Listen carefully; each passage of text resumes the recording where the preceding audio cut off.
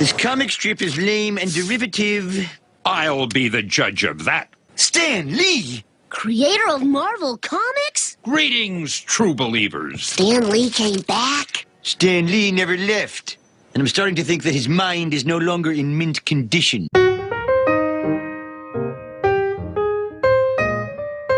Ja, ich bin mal wieder nach langer Zeit, ja, ist ja wie in alten Zeiten, sind wir mal wieder im Comicladen, grober Unfug in der Torstraße. Und Susi ist da. Hi!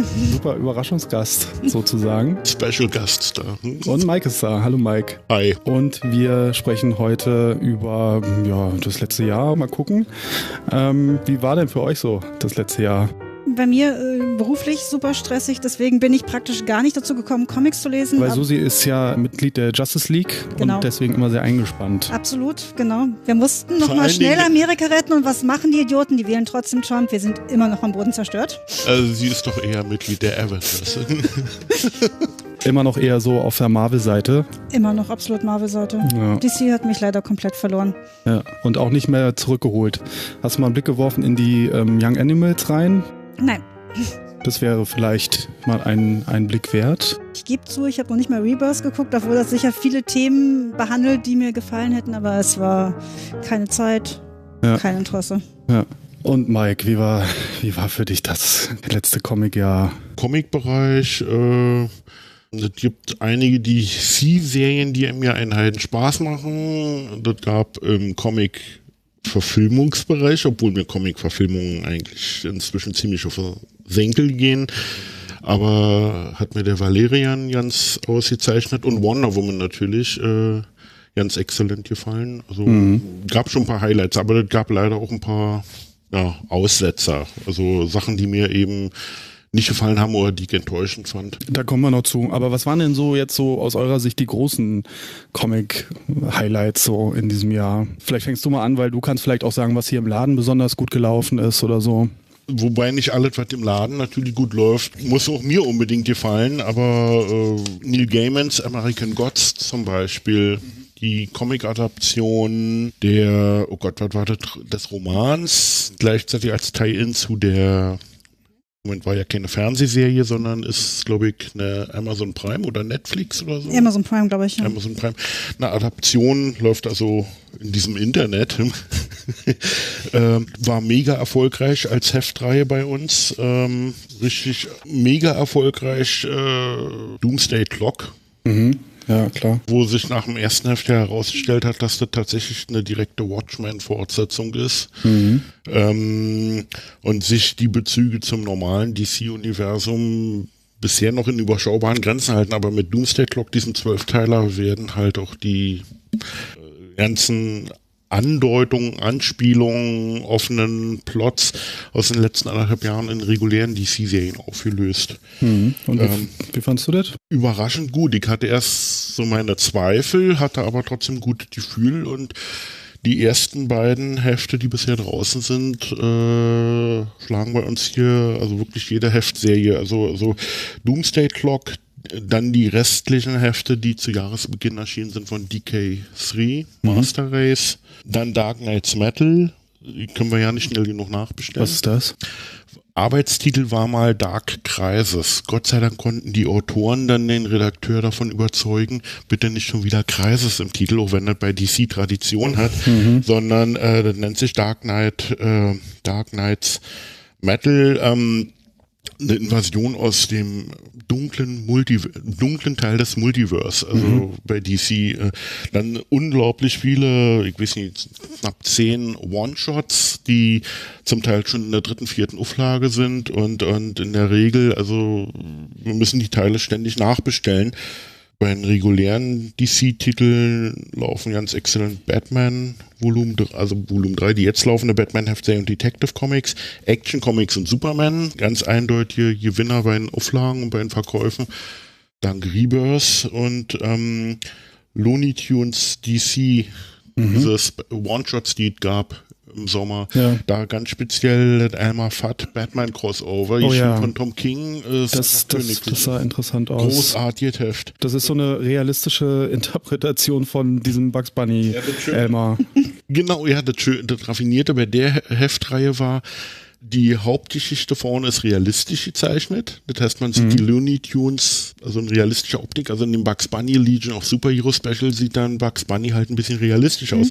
Aber die Backups hinten drin, die Kurzgeschichten, da drehen sie den Spieß um. Also in dem Elmer Fudd Batman Special, in dem Backup, sieht Elmer Fudd dann wieder aus, wie man es aus den Cartoon kennt. Und Batman sieht aus, so würde er aussehen, wenn er ein Looney Tune wäre. Okay. Das ist total geil. So, bei den Marvel-Titeln, der Legacy One-Shot, der lief ganz großartig, und dann Mighty Thor natürlich.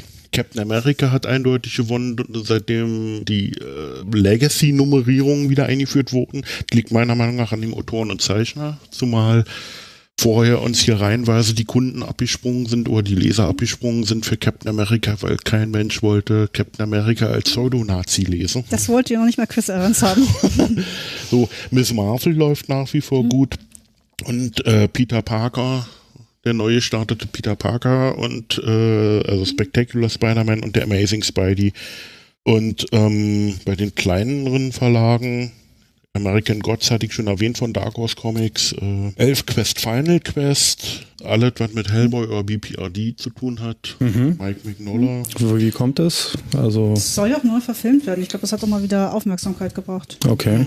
So, und von Boom Studios hier Grass Kings, und das ist eine Maxi-Serie, ich glaube 12 Teile, die ist hübsch gezeichnet, und so ziemlich alle Planet of the Apes Miniserien und One-Shots, die Boom Studios so veröffentlicht. Würde ich sagen, im Großen und Ganzen aus dem Heftchenbereich sind das die Sachen, die im letzten Jahr hier übermäßig erfolgreich liefen. Und du warst mehr so im Kino unterwegs. Ich war mehr im Kino unterwegs, wobei ich sagen kann, mit Miss Marvel kann man wirklich nichts falsch machen. Die Autorin ist da absolut großartig. Die Zeichnungen sind eigentlich auch immer toll. Also kann ich jedem empfehlen, auch ungelesen. Ansonsten war ich wirklich mehr im Kino unterwegs und habe es Tatsache noch geschafft, einige Serien zu gucken. Ich kann nur sagen, Leute, guckt Stranger Things, wenn ihr es noch nicht gemacht habt. Das ist auch großartig. Das hat auch schon jeder gesehen, oder? Ich hoffe, ja. Es gibt immer noch ein paar Leute, die es nicht kennen. Der Sheriff von Stranger Things wird ja der neue Hellboy, ne? Ja. Schön rot angemalt. Nicht super passend, also ja, mal gucken. Dann kann er ja kleine seltsame Wesen auch in dem Universum irgendwie versuchen unter Kontrolle zu bringen. Ich habe als, glaube ich, einer der wenigen Leute nicht Wonder Woman gesehen, weil Was? DC halt hat mich wirklich nicht angesprochen. Obwohl dir der Film eigentlich, das hat bin mir mir absolut sicher, extrem gut gefallen Ich weiß, würde. aber ich hatte wirklich, das war halt nicht die Zeit, und es hat mich dann echt nicht hinterm Ofen vorgelegt. Es tut mir leid, aber auch so die ganze schlechte Publicity, die das DC-Universum hat mich da auch verwundert abgeschreckt. Valerian habe ich auch gesehen, den Mike ganz toll fand. Ich fand ihn nur nett. Er sah gut aus. Ich fand die Story aber ziemlich schwach, und deswegen kam bei mir halt nicht die große Liebe raus. Ich gebe aber zu, ich bin da auch kein altgedienter Fan der Serie. Deswegen hat mich das in vielen Punkten einfach zu sehr ans 5. Element erinnert, auch wenn das 5. Element eigentlich die Kopie ist und nicht umgekehrt. Genau. 5. Element war als Hommage gedacht. Weil Kam der Regisseur, leider zuerst ins Kino. Weil der Regisseur damals der Auffassung war, die Tricktechnik ist noch nicht weit genug, um Valerian adäquat umzusetzen. Darum damals diese Hommage in Form vom 5. Element. Okay. Was noch, ich habe die Marvel-Verfilmung gesehen, die mir auch alle gut gefallen haben. Ich muss sagen, erstaunlicherweise hat mir, glaube ich, sogar Spiderman am besten gefallen, was ich nicht gedacht hätte. Aber den Film fand ich wirklich gut. Ich muss sagen, Michael Keaton war da absolut großartig als Voltron drin. Das war ziemlich gelungen. Eine Comic-Verfilmung, die ich leider erst auf DVD gesehen habe, war Atomic Blonde. Den hätte ich auch ja nie Das geguckt. war The Coldest City, das ist eigentlich ein Spionage-Comic, dann sozusagen sehr auf Action gemacht. Das ist nicht die tollste Agentengeschichte schlechthin, und wer viele solche Actionfilme sieht, kann sich schon denken, worauf es hinausläuft, aber die Kämpfe sind da wirklich ziemlich großartig choreografiert, auch mal sehr realistisch, sehr brutal. Ja, der Trailer sah ziemlich geil aus.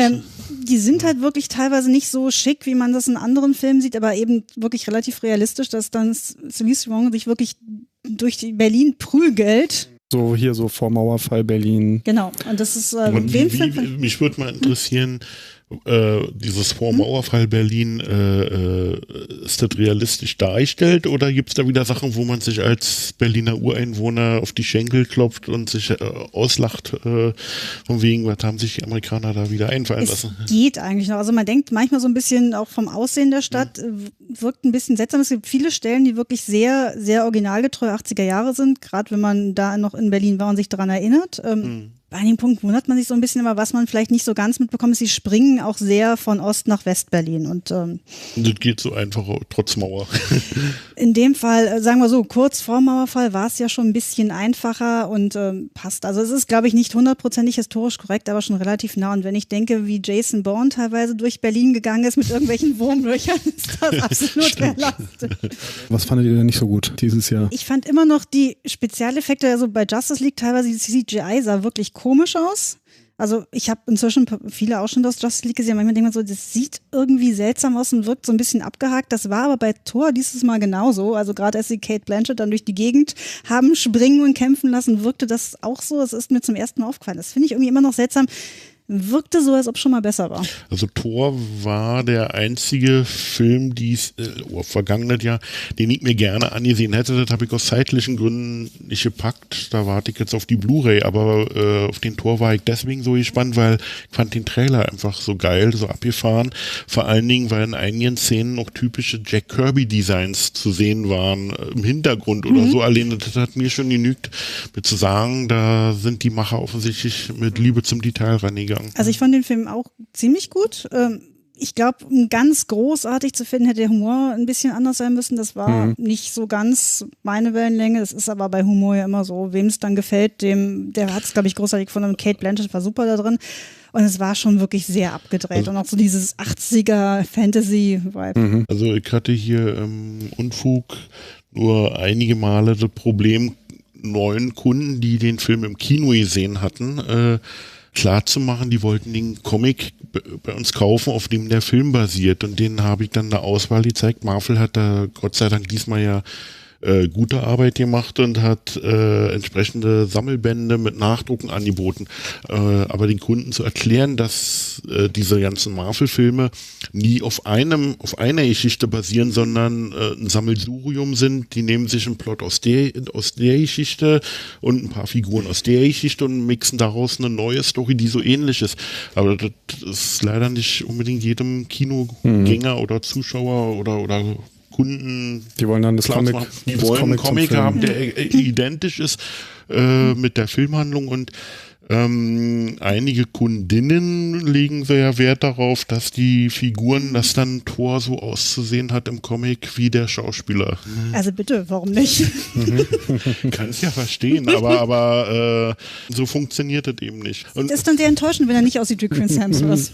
Und bei der Justice League fällt mir noch ein, den habe ich nämlich tatsächlich im Kino gesehen, weil, gebe zu, Wonder Woman hatte ich mir im Kino angesehen, und dann dachte ich, naja, okay, sie ist in Justice League mit drin, werde ich mein selbst auferlegtes Embargo, keine Comic-Verfilmung im Kino zu gucken, das habe ich ja fast 3 Jahre durchgehalten, nochmal lockern und guck mir den Justice League an, und mich hat nur erstaunt, ich fand ihn nicht schlecht, aber ich fand ihn auch nicht super spitze. Er war nett, aber eben auch nicht mehr.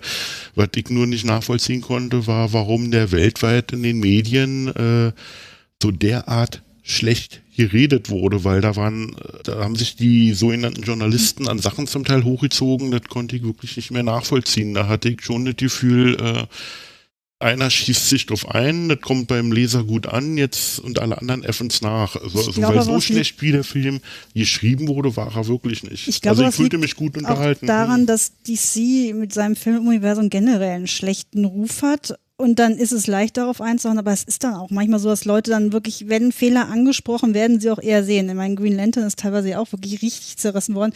So grottig war der Film jetzt auch nicht. Der war nicht gut, aber der war jetzt nicht das Schlimmste, was man sieht. Ich wollte gerade sagen, weil Green Lantern, da ging es mir damals ähnlich. Der war nett, aber er war auch nicht so schlecht, wie er überall geredet wurde. Ich glaube aber manchmal liegt es auch daran, dass wenn man weiß, was man einem beim Film erwartet, dann ist es leichter, ihn dann zu sehen und die Fehler vielleicht dann auch nicht ganz so schlimm zu finden, als wenn man wirklich ohne Erwartung reingeht und dann rauskommt und denkt, was für ein Käse. So habe ich zum Beispiel bei Valerian gemacht. Als ich in Valerian reingegangen bin, bin ich mit der Erwartung reingegangen, hoffentlich bauen sie mit der Comicvorlage keine Scheiße und der Film wird wenigstens halbwegs anständig und gibt halbwegs anständige Comics wieder. Und ich habe mir den Film bisher 2-mal angesehen und ich bin davon also total begeistert. Vor allen Dingen macht es einen Spaß, weil der Film ist mit einer unglaublichen Liebe zum Detail angefertigt. Es gibt Szenen, da tauchen im Hintergrund irgendwelche Charaktere auf. Wenn man die inzwischen so 22 Einzelheiten plus diverse Kurzgeschichten, wenn man die im Laufe seines Lebens das ein oder andere Mal gelesen hat, man erkennt die Figuren im Film sofort wieder, selbst wenn die nicht mal eine Sprechrolle haben, sondern nur stumm im Hintergrund durchs Bild laufen oder so. Also die haben sich da wirklich allergrößte Mühe gegeben, eine adäquate Umsetzung zu machen. Ich könnte jetzt gemein sagen, dafür aber leider dann die übergreifende gute Story vergessen. Finde ich nicht. Die haben, der Autor, der gleichzeitig auch der Regisseur war, die haben, ich glaube, oh Gott, was war das? Das 2. und das 6. Album, wenn ich mich recht entsinne, zu einer Handlung verschmolzen. Also ausgerechnet, das war der Punkt, der mich anfangs ein bisschen irritierte, weil ich verbinde mit Valerian vor allen Dingen coole Zeitreise-Stories. Die galoppieren mit ihrem Raumschiff auch durchs All, aber oft genug halt auch reisen sie durch die Zeiten. Und ich mochte immer die Geschichten besonders, wenn sie in die Vergangenheit reisen oder so oder irgendwelche Zeitparadoxe aufklären müssen oder pipapo. Aber als ich den Film gesehen habe, dachte ich zu mir, okay, das macht schon Sinn, dass er für den ersten Film, das sollten ja wohl 3 werden, dass sie da halt, um den Zuschauer nicht zusätzlich zu verwirren, erstmal eine lineare Geschichte erzählen, also die in einer Zeitebene nur angesiedelt ist. Also das ist schon offenbar dein Film des Jahres, so, ne? Neben Blade Runner 2049. Stimmt, der war ja auch noch. Aber der basiert ja nicht auf einem Comic. Genau. Und obwohl ein Star Wars Film im Kino läuft, Mensch Meier. Aber Ich mag nicht auf Star Wars 8 ansprechen. Star Wars ist für mich tot. Wir haben hier im Podcast schon mal länglich über Star Wars geredet, deswegen mussten wir es wenigstens mal erwähnen. Mike ist nicht glücklich, Susi und ich sind, glaube ich, ganz zufrieden. Ja. Was gab es sonst noch so an Serien? Du hast auch Serien geguckt. Ich habe auch Serien geguckt. Neben Stranger Things lief Iron Fist. Da bin ich so bis, ich glaube, Folge 6 durchgekommen. Dann fand ich es zu langweilig und bin ausgestiegen und dann auch nicht wieder reingekommen. Ich habe Defenders geguckt. Das war nicht großartig, aber es war gut. Es war unterhaltsam. Ich fand es am Anfang einerseits lustig, dass sie so in jeder Szene mit jedem der einzelnen Helden den Stil der Serie kopiert haben, die ja alle auch stilistisch sehr anders gehalten waren. Luke Cage zum Beispiel so sehr warme Töne, Hip-Hop-Musik, Jessica Jones dann eher diese bleichen Farben, Daredevil dann halt diese sehr harschen, teilweise viele Nachtszenen und diese harschen Lichter, war lustig, wirkt aber manchmal so ein bisschen verwirrend. Ich weiß nicht, ob es nicht besser gewesen wäre, wenn sie vielleicht das stärker getrennt hätten, dann was weiß ich, eine halbe Folge nur mit Luke Cage, eine halbe Folge nur mit Jessica und was. Ja, also es war nett. Sigourney Weaver war wirklich gut. Jessica Jones war großartig da. Ich fand auch den Jessica Jones Comics, der von Brian Bendis rauskam, gut. Erstaunlich gut, obwohl es so ein bisschen nicht mit den anderen Comics zusammenpasste, wo sie drin vorkommt, aber trotzdem hat mir gut gefallen. Das war so ein Serienhighlight. Hast du Serien geguckt? Comic-Serien? Ich wollte gerade sagen, ich bitte dich. Gibt's nicht noch irgendwelche Serien, die nicht auf im Internet laufen? Es soll tatsächlich noch Fernsehserien geben, die im normalen linearen Fernsehen habe ich mir auch sagen lassen. Ja, also zum Beispiel die Pro7 Sat.1-Gruppe sitzt ja jetzt bis 2023 oder wann auf sämtlichen Senderechten peu à peu wandern die ganzen Marvel-Sachen zu denen, also Free-TV-Ausstrahlung, auch die Spielfilme, also was im Moment noch bei RTL läuft und dann haben sie natürlich sämtliche Verwertungsrechte Free-TV-mäßig an den DC-Produktionen, also auch Vertigo-Fernsehserien etc. und das verteilen die über ihre Sendergruppen, aber bei diesen Fernsehshows geht's mir inzwischen ähnlich wie bei den Kinofilmen. Sie hängen mir zum Hals raus. Also ich vermisse die Zeiten so noch vor 5 oder 10 Jahren. Da gab es dann mit etwas Glück 1 oder 2 anständig oder gut gemachte Fernsehserien und man konnte sich auf 1 oder 2 Kinofilme im Jahr freuen. Und inzwischen, ich weiß nicht, alle 4 bis 6 Wochen ein neuer Kinofilm, dutzendfach den Kram im Fernsehen oder im Internet. das würde ich ja schon zeitlich nicht schaffen. Also ich möchte mich ab und zu mal mit ein bisschen was anderem als mit Comics beschäftigen. Okay, dazu muss ich noch was sagen. Agents of S.H.I.E.L.D. war auch großartig, auch wenn ich es nicht durchgesehen habe, aber für die muss auch mal Lanze gebrochen werden. Aber mit unterirdischen Einschaltquoten in den USA. Ich glaube, das Problem ist, dass sie inzwischen sehr seriell erzählen und da steigen Leute halt nicht wieder ein, wenn sie mal rausgekommen sind. So wie ich habe mein Hintergrundwissen wirklich nur aus dem Hollywood Reporter und die wundern sich dann halt, warum die Serie nicht schon nach der 3. oder 4. Staffel, also ich habe zweimal Situationen, wo die Quoten zum oder zum Staffelende so niedrig waren, lagen unterm Senderschnitt, wo angeblich Senderverantwortliche die Serie gerne aus dem Programm kicken wollten und Disney aber gesagt hat, weil Disney gehört ABC, das ABC Network, auf dem Agents of S.H.I.E.L.D. ausgestrahlt wird, die haben gesagt, kommt nicht in Frage, S.H.I.E.L.D. soll weiter im Programm bleiben. Macht eigentlich auch Sinn, weil aus S.H.I.E.L.D. gehen ja auch die ganzen inzwischen Spin-offs. Nee, nicht mehr. Also inzwischen ist S.H.I.E.L.D., also was so die Verbindung zu den Kinofilm angeht, relativ eigenständig. Die sind jetzt für die letzten beiden Staffeln ziemlich gelobt worden. Ich glaube aber einfach, man kann nicht ganz sehen, wie die sich im Ausland verkaufen. Das war ja früher bei Smallville auch so. Da wollte der Sender die Serie auch immer rauskicken. Da waren damals die DVD-Verkäufe wohl so großartig, dass Warner Bros. Immer gesagt hat, nein, die wird weiterlaufen lassen. War für Warner Home Entertainment 10 Jahre lang die Cash-Cow. Ja, genau. Was weiß ich, neben IA, als das noch produziert wurde, also Emergency Room, waren das die größten Geldbringer oder Gewinnbringer für Warner Home und Entertainment. Das kann bei S.H.I.E.L.D. ähnlich sein. Also ich meine, ich weiß nicht, ob es sich so gut verkauft, aber es wird schon einen Grund geben, warum jetzt Disney die weiterlaufen lässt. Das wird nicht nur sein, weil die Schauspieler so wahnsinnig toll finden. Naja, diese ganzen Marvel-Fernsehserien, die ich gesagt schon wieder Fernsehserien, also die laufen ja nicht im Fernsehen, die laufen S.H.I.E.L.D. ja läuft S.H.I.E.L.D. schon, aber ich meine jetzt die ganzen Marvel-Serien, die bei Netflix laufen, so, also im Internet. Da ist ja offensichtlich, geht das hin und her. Mein letzter Wissensstand ist der, dass die Sachen, wenn Netflix die Marvel- und Disney-Rechte los wird, Ende 2018 oder 2019, dass die Serie, also die eine Version sagt, die Serien wandern dann alle in den noch zu gründenden Disney-Streaming-Dienst. Andere Version lautet, die Serien werden alle eingestellt und auf diesem Disney-Streaming-Dienst durch neue Serien ersetzt mit anderen Inhalten. Das hängt wahrscheinlich davon ab, wie die Rechte sind. Also wenn Disney da keine Rechte hat, würden die garantiert dann einstampfen und ansonsten werden die dann Disney gehört ja alle. Bald. Ja, so gefühlt schon, ne? Also es gibt jetzt eigentlich, was gibt's noch? Ganz großen. Also Universal gehört ihnen noch nicht, Paramount und Warner Bros. Oh, da können wir uns demnächst freuen, Star Trek vs. Star Wars, wenn sie das noch kaufen sollten. Oh ja. Na, ich finde, in den USA mich irritiert das wirklich etwas, dass da noch niemand eingegriffen hat aus der Politik oder so. Weil, unter Donald Trump.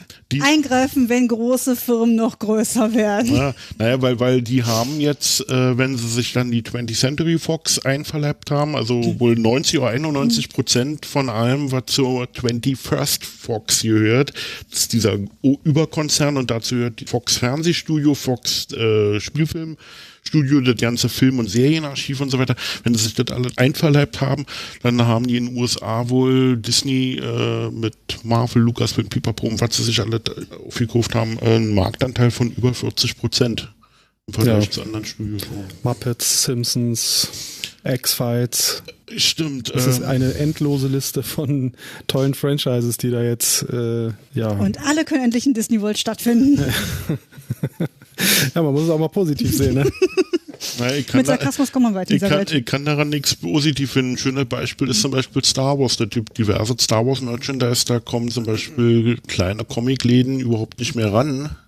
Die gibt's dann offiziell nur noch über einen Disney Store. Also da könnte ich jetzt Dutzende von Beispielen nennen. Man kann auch sagen, ein gutes Beispiel war ja Episode 8, wo die Disney wirklich mit regelrecht mit Gewalt die Kinos gezwungen hat, die Filme extrem aufzuzeigen, extrem lange, also da wirklich die Macht eingesetzt. Und die Mieteinnahmen erhöht haben. Und das wird demnächst, also je mehr Filme die bringen, desto mehr wird das noch so weiterkommen. Und bei Episode 7 haben sie das schon mal gemacht und sind damit durchgekommen. Jetzt haben sie bei 8 schon wieder gemacht und so steigert sich das.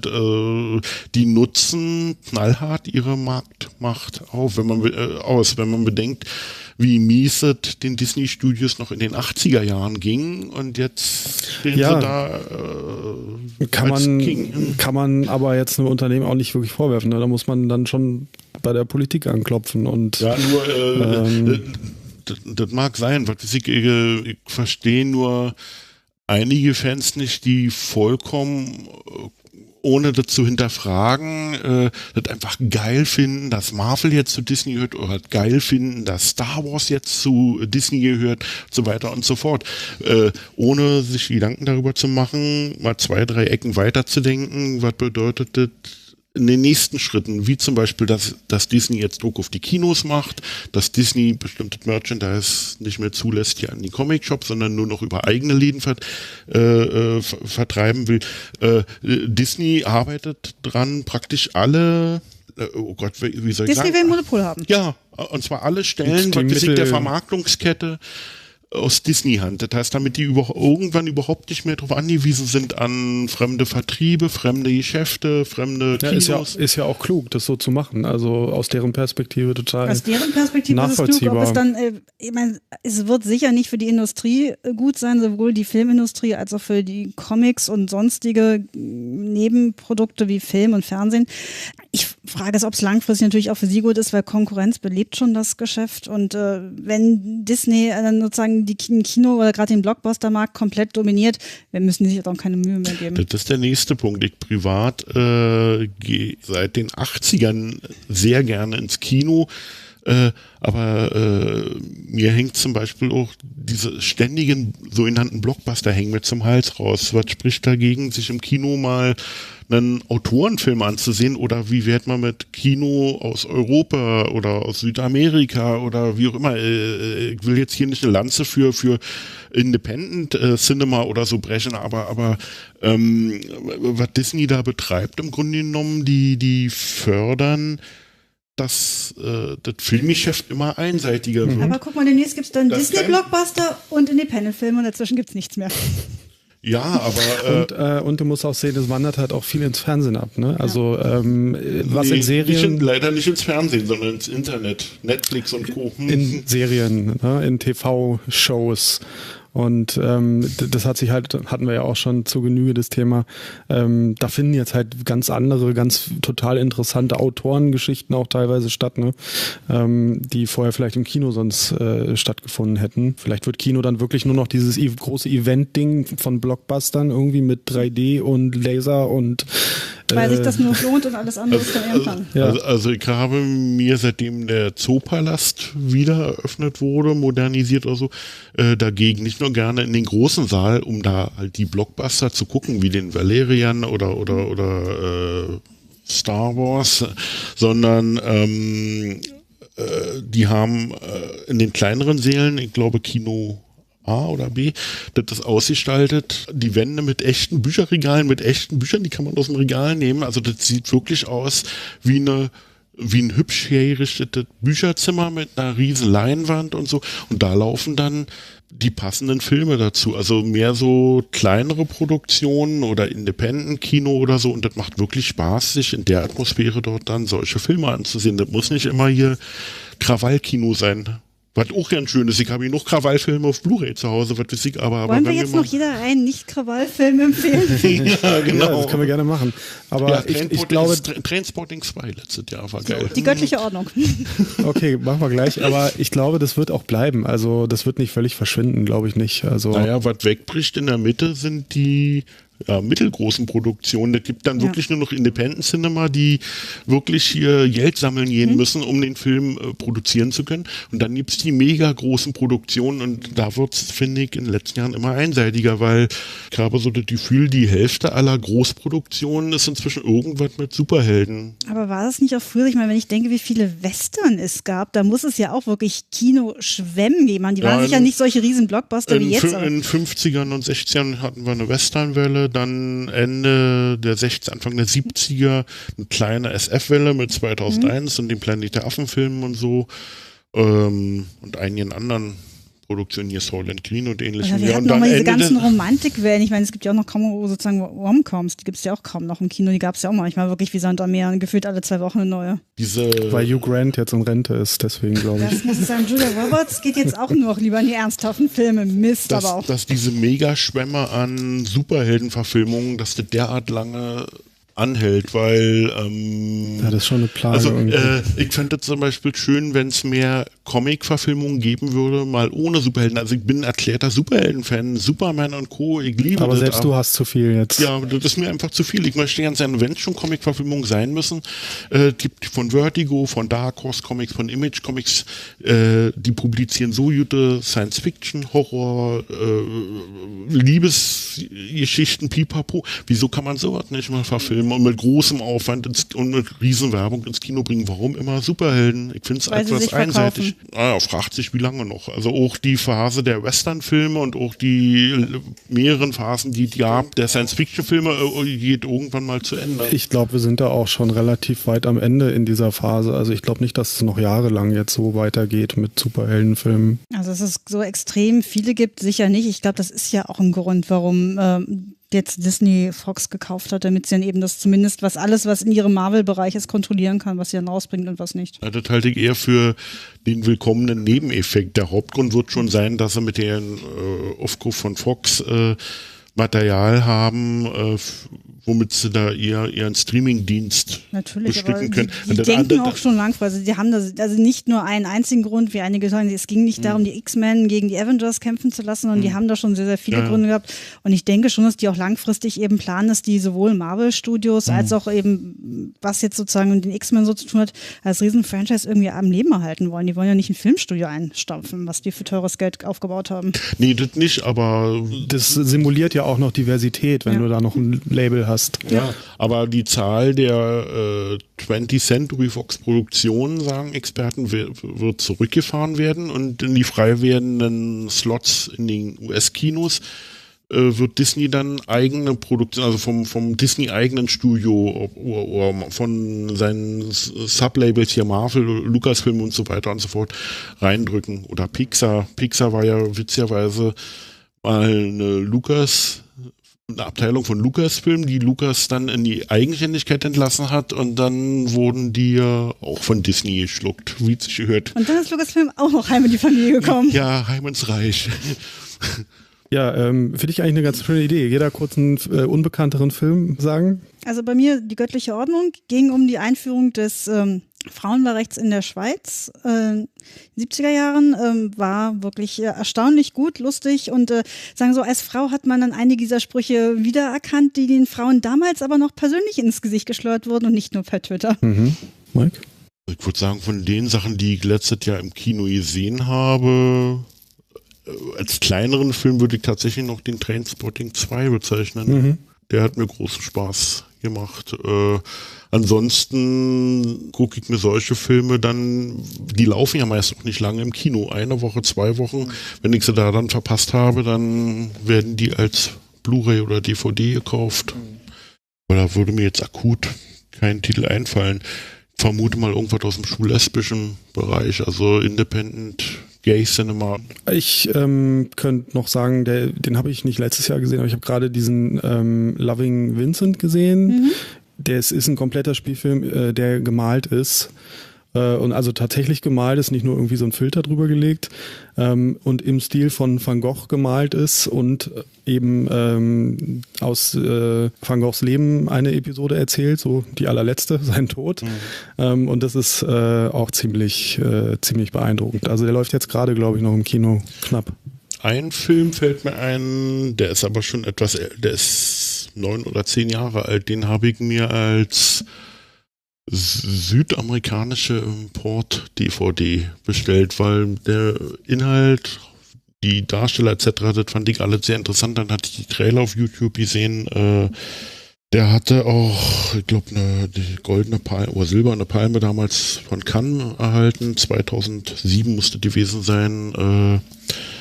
Den kriegt man nur in Portugiesisch mit englischen bzw. deutschen Untertiteln, weil in dem Film wird grundsätzlich nur Portugiesisch oder Deutsch gesprochen. Spielt 1942, geht um einen Kriegsdienstverweigerer, also einen jungen deutschen Mann, der praktisch nach Südamerika geflitzt ist, um nicht zur Wehrmacht zu müssen, sich dann als Aspirinverkäufer verdient. Oh Gott, wie hieß der Film? Aspirin. Das ist im Grunde genommen wie so eine Art, also ich hatte das Gefühl, ich gucke so ein Buddy-Movie, weil der freundet sich dann dort mit einem Einheimischen an, der begleitet ihn dann in den einzelnen Orten. Man lernt teilweise die skurrilsten, schrägsten Leute kennen. Der Film hat auch einen recht melancholischen Schluss, also mir hat er gefallen. Wenn mir jetzt nur der Titel einfallen würde, Aspirin, Vultures und krieg's nicht mehr zusammen. Auf jeden Fall, und der war so nominiert für einen Auslands-Oscar in dem Jahr. Und das waren so verschiedene Faktoren, wo ich mir dachte, verdammt nochmal, der Film interessiert mich jetzt so sehr, der wird jetzt geordert und dann wird er geguckt und der hat mir auch sehr gut gefallen. Dass der Hauptdarsteller ganz nett aussieht, spielt auch noch eine Rolle, ja. Okay, dann können wir, glaube ich, eine Runde drehen vom Film auch so ein bisschen zum Comic zurück. Großes Thema, der MeToo-Hashtag, ist ja dann tatsächlich auch ein bisschen in den Comic-Bereich übergeschwapptes Thema, ne? Nicht so riesengroß natürlich wie im Filmbereich, aber wie habt ihr das so wahrgenommen? Also das Thema mit Belästigung von Zeichnerinnen, Durchzeichner, Redakteure und also was war immer mal wieder ein Thema. Es sind ja immer wieder mal entweder Leute gefeuert worden oder es gab eben riesen Aufschrei, wenn Leute nicht gefeuert wurden. Aber es war immer so ein bisschen so ein Sturm im Wasserglas. Ob das jetzt bei der im Comic-Bereich wirklich komplett Feuer fängt, so wie da beim Filmbereich, weiß ich nicht. Da gab es jetzt eigentlich so an großen Fällen nur diesen Eddie Berganza von DC, ne? Ja, wobei da mich eigentlich nur erstaunt hat, dass der gute Mann ausgerechnet dann auch noch als Oberredakteur der Superman-Titel sich jahrelang auf dem Posten halten konnte. Weil Gerüchte gab es schon seit Jahren. Ich treibe mich halt logisch als Superman-Fan und Sammler auf diversen Websites herum, teilweise Webseiten, die das Gras wachsen, die auch Connections haben in die entsprechenden Redaktionen oder so. Und Gerüchte gab es halt wohlgemerkt schon seit Jahren. Und was dem Mann wohl das Genick gebrochen hat, wie ich finde vollkommen zu Recht, war das dann, ich weiß nicht mehr welche Zeitung, das war eine große amerikanische Tageszeitung, wird wahrscheinlich wieder eins von diesen Tabloids gewesen sein mit riesen Überschriften, ihn zusammen mit, ich glaube 10 oder 11 anderen mit Foto auf die Titelseite gehoben hat. Und einen Tag später wurde er fristlos von DC gekündigt. Während vorher DC die Sache so gehandelt hat, immer wenn sich Kolleginnen oder Mitarbeiterinnen beklagt haben über unverhältnismäßiges Verhalten, Betatschen oder dass der ihnen irgendwie auf die Pelle rücken wollte, dann reagierte in DC meistens entweder gar nicht oder aber das führte dazu, dass die entsprechenden Damen dann selber sich haben umsetzen lassen oder umgesetzt wurden in andere Bereiche, was natürlich auf Dauer nicht sein kann. Und der ist fristlos gekündigt worden und jetzt seit ein paar Tagen geistert halt durch die Medien, dass der 95-jährige Stan Lee, ach ja, richtig, Marvels Münchhausen, was weiß ich, sich als Fan von Blasmusik geoutet hatte. Das heißt also, er belästigt seine Krankenschwestern angeblich. Also ich habe den Erstmeldungen noch nicht so richtig Glauben schenken wollen, weil die Zeitung war ein britische Tabloid, was darüber berichtet hat, das ist eigentlich bekannt dafür, dass die gerne im Dreck wühlen. So, aber Das ist wie so ein Dammbruch. Jetzt kam eine Meldung, jetzt kommen auch Meldungen aus anderen Quellen, was weiß ich, dass er sich bei anderen Gelegenheiten wohl auch daneben benommen haben soll. Es wundert mich jetzt aber auch nicht wirklich. Nicht so richtig. Also es ist ja so ein bisschen traurig, wenn ich mal sage, aber es wundert mich nicht wirklich. Was bei Stanley jetzt war, so ich habe da auch nur so ein paar Berichte gehört, da meinten halt ein paar Leute, es klingt so, dass er zusätzlich noch ein bisschen senil oder dement geworden ist. Das kann ich nicht einschätzen. Es würde mich aber nicht wundern, wenn es die Sache eskalieren lässt und ich glaube auch wirklich, dass er dass da was dran ist und das ist auch schuld, aber am schlimmsten finde ich einfach, dass die Arbeitgeber dann auch sagen, sie lassen dann die ganzen Pflegerinnen wunderbar weiterarbeiten und greifen nicht richtig ein. Was ich nicht verstehe, bei der ersten Meldung, die in der Zeitung stand, warum dieser Pflegedienst, wenn das mehr als einmal vorkam, würde ich als Pflegedienst doch dann sagen, okay, dann setze ich künftig nur noch männliche Schwestern, also männliche Pflegekräfte ein. Warum sie das nicht gemacht haben und weiterhin Frauen hinschicken. Wahrscheinlich, also ich könnte mir vorstellen, dass er einmal Frauen vielleicht auch wirklich speziell gefordert hat. Wie gesagt, bei den Diskussionen, die ich hatte, wo dann auch viele Pflegerinnen sich gemeldet hatten, weil einige meinten, die Männer werden genauso belästigt. Sie meinten, es klang so ein bisschen, als ob er dement ist. Wie gesagt, kann ich nicht einschätzen, ob es wirklich jetzt daran ist. Aber meinten dann sozusagen... Es kann halt sein, dass er dement ist. Kann aber auch sein, dass das jetzt die ideale Ausrede nur... Ich glaube, ganz ehrlich, ist es beides erst 95. Da setzt dann irgendwann auch wirklich geistige Fähigkeiten einfach so ein bisschen aus. Ich glaube aber nicht sozusagen, dass es jetzt nur daran liegt, sondern dass er auch früher schon Frauen sexuell belästigt hat, so traurig das klingt. Und Stan Lee, ich habe den Mann nie persönlich kennengelernt, aber aus den Medien in den letzten 20 Jahren, wenn man so Interviews liest oder gerade hier auf dem Unfugblog ja mal vor längerer Zeit ein Radio-Interview mit Jack Kirby online gestellt, wo dann Stan Lee anrief und man sofort merkte, wie die sich angiften. Also Stan Lee scheint mir ein sehr selbstverliebter, von sich selbst überzeugter, eitler Selbstdarsteller zu sein, der auch gerne von sich behauptet, er hätte quasi das Marvel-Universum im Alleingang erfunden und Steve Ditko und Jack Kirby durften ihm näherweise ein bisschen helfen. Dass das alles ganz anders ist ja inzwischen Gott sei Dank allgemein bekannt. Also andererseits, der Mann ist 95 und wenn er wirklich debil sein sollte, wenn man sich ein bisschen mit diesem Thema beschäftigt, Senilität und Pipapo, da kann sowas natürlich durchaus möglich sein, was weiß ich, dass derjenige nicht mehr Herr seiner Sinne ist und dann alles anbaggert oder antatscht, was nicht bei 3 auf den Bäumen ist. Also wie gesagt, ich denke, es wird so eine Mischung aus beiden sein. Ich weiß es auch nicht genau, aber ich bin wirklich sehr geneigt, den Pflegerinnen dann auch zu glauben, die das ausleiten. Ich denke, wie gesagt, der Pflegedienst sollte da eindeutig zur Rechnung gezogen werden, dass sie sich nicht schützend für ihre Angestellten gestellt haben. Und Marvel sollte Stan Lee vielleicht jetzt einfach auch mal Stan Lee sein lassen und in den Ruhestand schicken. Wäre vielleicht mal Zeit, ja. Der Mann ist 95. Ja, und Kirby wäre dieses Jahr 100 geworden, ne? Mhm. Wird das irgendwie gefeiert mit irgendwas? Kirby-Tag oder so?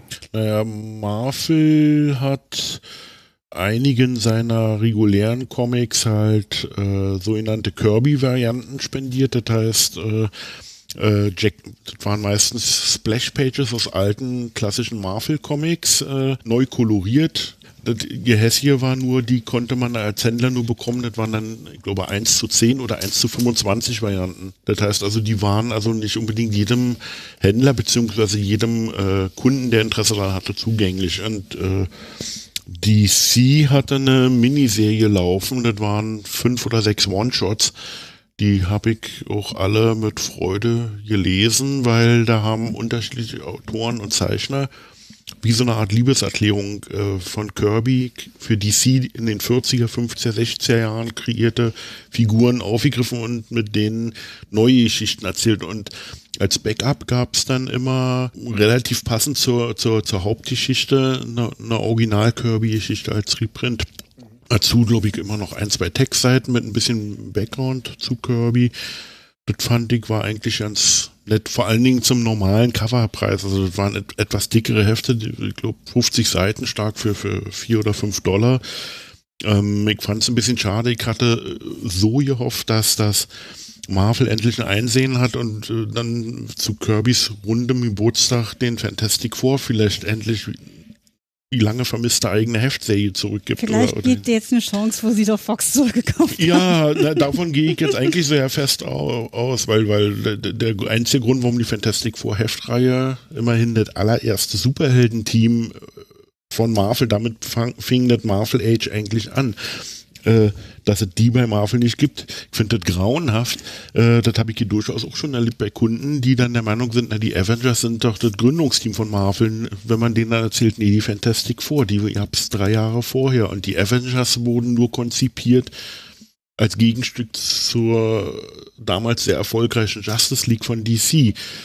Okay, ich schweife jetzt sehr ab, aber das ist so eine Sache, die mich auch etwas irritiert, dass eine ganze Generation an Comic-Fans jetzt da ist, die Origins und die Entstehungsgeschichten und auch den Hintergrund der Entstehung dieser Comicfiguren offensichtlich nur noch aus den Kinofilmen und den Fernsehserien kennt und sich für den eigentlichen Punkt, nämlich die Comics, ja nicht mehr interessiert. Finde ich schade. Aber wir waren bei Kirby. Sorry. Genau. Wie lange ist er schon tot? Oh Gott. Ungefähr? Guck mich nicht an, keine Ahnung. 20 Jahre, 30 Jahre schon? 6. Februar 94. Ah ja, okay. Ja, und lag bis zum Schluss fast ununterbrochen mit Marvel im Streit. Mhm. Wollen wir noch ein bisschen vorausblicken, was ihr so im nächsten Jahr oder in diesem Jahr vielmehr, worauf ihr euch freut, was ihr vorhabt? Naja, ich als Superman-Fan bin dann natürlich befangen. Im April, so 18. April, wird die Figur offiziell 80 Jahre alt. 18. April 1938 erschien Action Comics Nummer 1. Damals wurden US-Comics 3 Monate vordatiert, darum, oder 2 Monate, auf jeden Fall Coverdate Juni 1938, aber erschienen Auslieferungstag war tatsächlich 18. April. Also das heißt, Superman wird 80 und gleichzeitig erscheint in der Woche auch die 1000. Ausgabe von Action Comics. Also eine echte 1000, nicht wie bei anderen Verlagen munter mal zusammengerechnet, sondern tatsächlich das 1000. Heft. Da freue ich mich tierisch drauf und zeitgleich veröffentlicht DC dann auch noch ein, weiß nicht, also da gibt es noch keine Details, ein ziemlich großes Poster, auf dem alle 1000 Cover drauf sein sollen. Wie das funktionieren soll, weiß ich noch nicht. Wahrscheinlich sehr klein. Mikroskopisch wahrscheinlich. Ja, und dann kommt ja auch noch dazu, und es gab ja auch Hefte, die hatten mehrere Cover. Also zum Beispiel seit der Rebirth-Ära zum Beispiel erscheinen viele DC-Titel mit frei bestellbaren Variantencovern. Das heißt also jeder Heft mit 2 Titelbildern. Also wie das im Detail funktionieren soll, da gibt es noch keine Infos. Und dann ein Begleitbuch für $30, knapp 400 Seiten stark mit ausgewählten Reprints von Stories und Essays und historischen Abrissen von irgendwelchen bekannten Autoren, wobei DC da noch nichts bekannt gegeben hat, das soll wohl nächsten Monat erfolgen, dass sie die Details sein. Also dieses Buch und die 1000. Ausgabe, da freue ich mich ein bisschen drauf. Aber sag mal, wenn Superman jetzt auch schon 80 ist, hoffentlich wird er nicht auch noch senil und fängt an, Krankenschwestern anzugammeln? Naja, eigentlich, das ist ja der offizielle Geburtstag, eigentlich wird er ja schon 85, weil die Figur gab es ja schon knapp 5 Jahre. Siegel und Schuster sind ja, damals waren sie noch Schüler, sind ja mit dem Konzept hausieren gegangen bei diversen US-Verlagen und Pipapo Comic-Hefte in dem Sinne gab es ja noch nicht. Also er ist noch älter, es ist noch schlimmer. Wir hoffen, dass Louis Lane ein gutes Auge auf ihn hat. Genau. Wie sieht's bei dir aus? Hast du irgendwas, worauf du dich freust? Ich freue mich wahnsinnig auf die 2. Staffel von Jessica Jones. Die erste fand ich großartig. Ich bin gespannt, wie die 2. wird. Ich bin inzwischen noch ziemlich neugierig auf Black Panther. Das ist eine Sache, auf die ich mich freue. Was habt ihr denn so für laufende Serien, die ihr lest gerade? Den meisten Spaß habe ich derzeit seitdem diese Rebirth-Event-Geschichte gestartet ist, mit Action Comics. Das ist mein Lieblingscomic und mein Lieblings-Superman-Titel. Dann Doomsday Clock finde ich bisher sehr interessant. Also wenn die das Niveau der ersten 2 Hefte durchhalten bis zur 12. Ausgabe, werde ich da sehr viel Spaß mit haben. Ansonsten lese ich gern von IDW die Star Trek Comics, die sind einfach großartig. Egal ob Miniserien oder One-Shots und egal auch in welcher Serie die Sachen spielen, also in welcher der verschiedenen Star Trek Fernsehserien die Sachen spielen. Und im Moment Captain America. Erstaunlicherweise, ich kann sonst nie etwas mit Captain America anfangen. Ich fand damals die Marvel Knights Captain Americas wirklich lesenswert. Ich mache daran fest, dass der gute Captain derzeit von Mark Waid geschrieben wird. Ja, Mark Waid kann selten was verkehrt machen. Und der baut in die Figur und in die Geschichten, also die letzten 3-4 Hefte, seitdem die angeblich alte Nummerierung zurück ist, baut der in die Figur Sachen ein. Ich bin kein Captain America-Experte, aber da habe ich zeitweise das Gefühl, die Figur steht für ähnliche Werte wie Superman, wenn er einen guten Autoren hat. Ist ja leider auch nicht immer gegeben. Ja, Captain America ist im Moment eigentlich so der einzige Marvel-Titel, der mir durchgehend Spaß macht. Okay. Also Miss Marvel ist immer noch großartig. Was ich auch ganz großartig fand, was jetzt leider endgültig beendet ist, ist Silver Surfer. Das war eine großartige Serie von Dan Slott. Ja, und, da habe ich auch nicht verstanden, wieso sie die eingestellt haben. Das ist mir vollkommen unbegreiflich. Ich glaube aber, ich weiß nicht, ob Dan Slott bei Marvel aufhört, aber der hört ja, glaube ich, auch demnächst bei Spiderman auf und ich kann mir vorstellen, dass er jetzt einfach so das Ganze so ein bisschen auslaufen, abschließen lässt. Ich glaube aber auch Tatsache, dass Silver Surfer immer so schon als so eine Art Maxi-Serie geplant war. Der war ja schon mal, glaube ich, sowas, die es, glaube ich, eigentlich einstellen wollten und deswegen oder beenden wollten. Ich glaube schon, dass es bewusst gemacht wurde. Und ich weiß auch nicht, ob die Zeichner eventuell was anderes machen wollen. Also die lebt auch sehr stark von Zeichner. War Mike Allred, glaube ich. Ja, mit seiner Frau zusammen, genau. Ach, jetzt okay, dann habe ich eine mögliche Begründung bei Mike Allred und seiner Frau und, wie ist das, sein Bruder, oder heißt auch Allred, glaube ich, mit Nachnamen, habe ich irgendwo was gelesen, die haben irgendwas in der Macht für DC.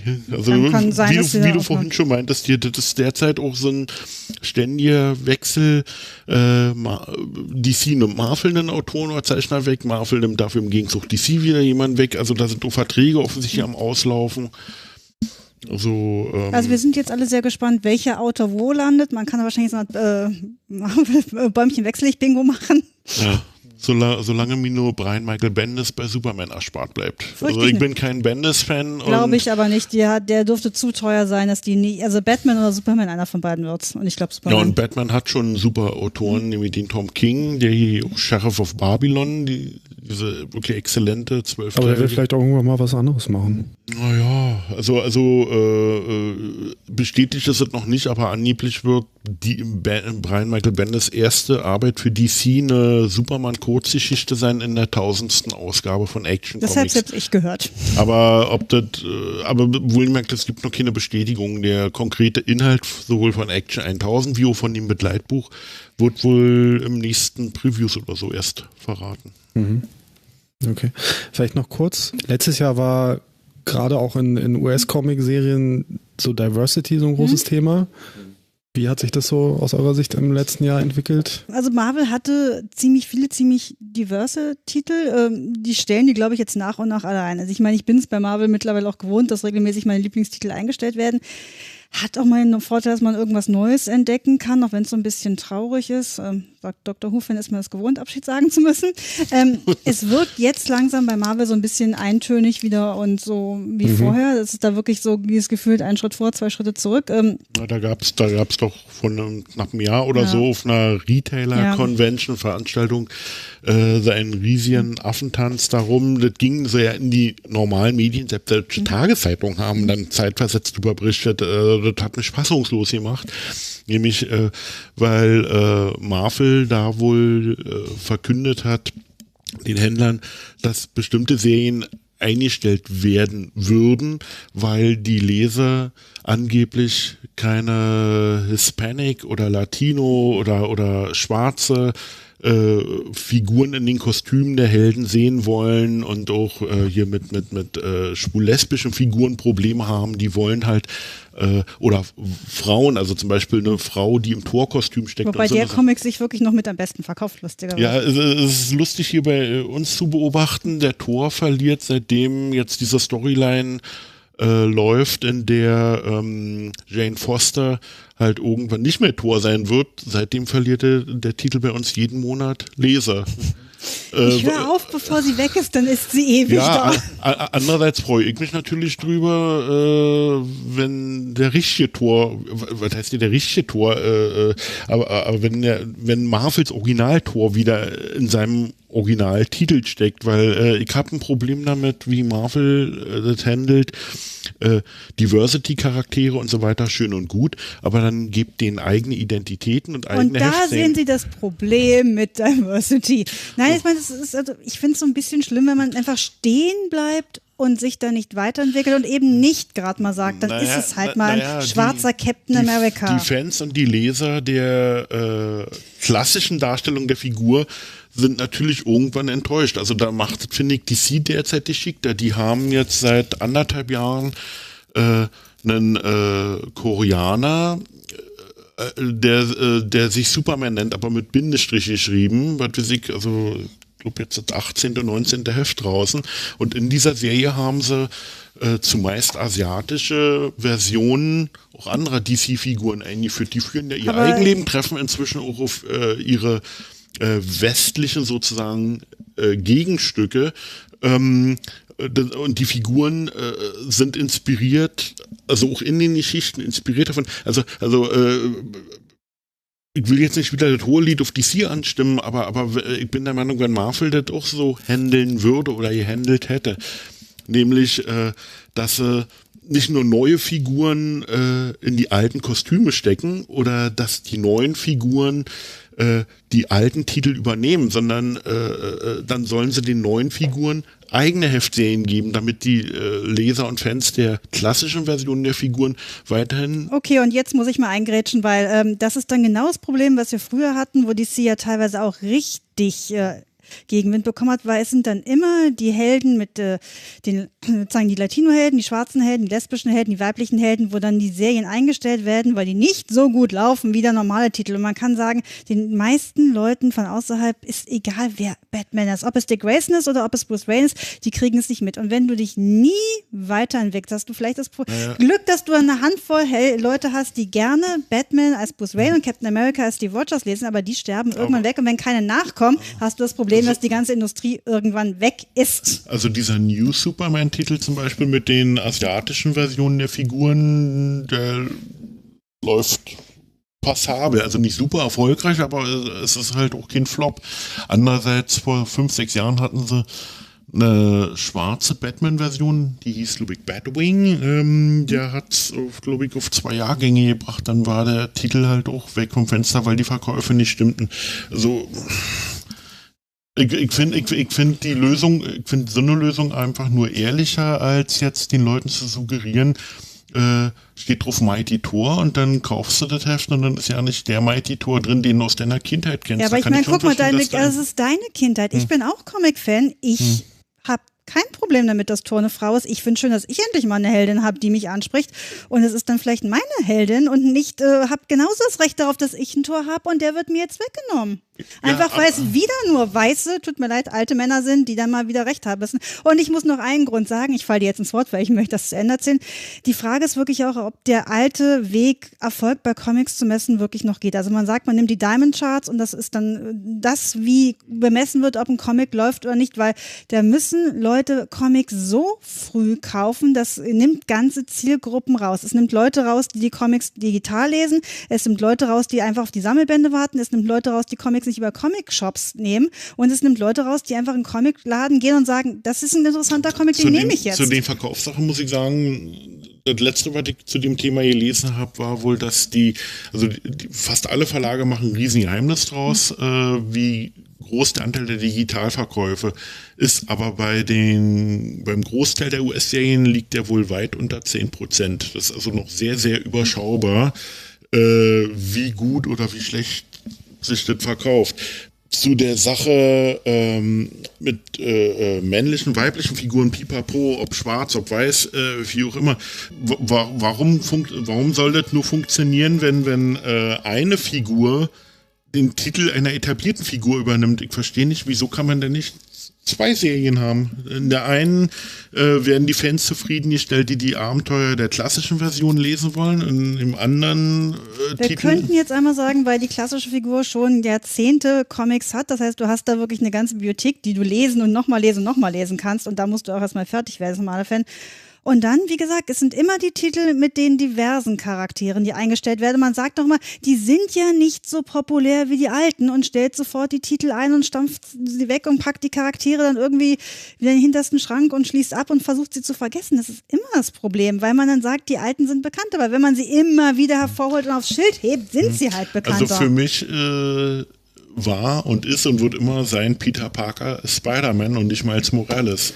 Gut, andere Leute sehen es anders und das wird auf jeden Fall ein Thema sein, was bleibt, was interessant bleibt und sich auch vielleicht noch in noch viel wahnsinnigere Regionen entwickelt, als einfach nur jetzt auch mal farbige oder weibliche Helden mehr zu machen. Ach so, eine Anmerkung muss ich noch machen, weil die Meldung kam erst vor ein paar Stunden, dass DC zum Jahresende eine Limited-Serie, ich weiß nicht, ob es 4, 6 oder 8-Teiler werden wird, veröffentlichen wird, die geschrieben vom Drehbuchautoren von 12 Years a Slave.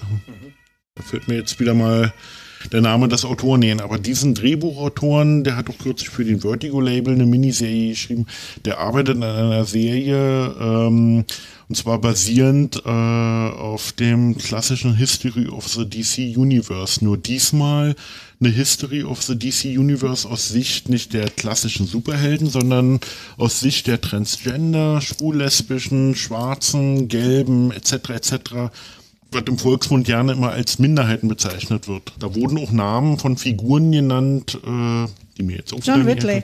Genau.